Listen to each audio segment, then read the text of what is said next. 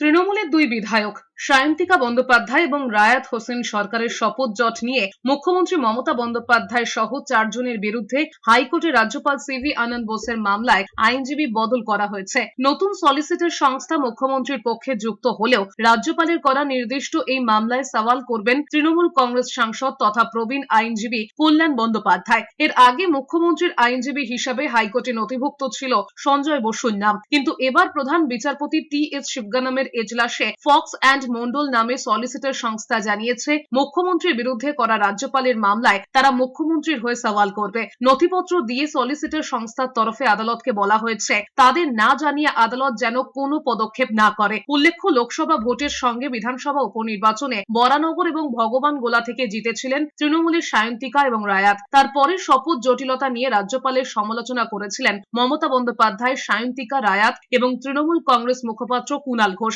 এই 4 জনের নামই মামলা করেছিলেন রাজ্যপাল বোস। হাইকোর্টের সূত্রে খবর, সেই মামলায় সপ্তাহ দেড়েক আগে রাজ্যপালের তরফে পৃথক একটি হলফনামা দাখিল করা হয়েছে।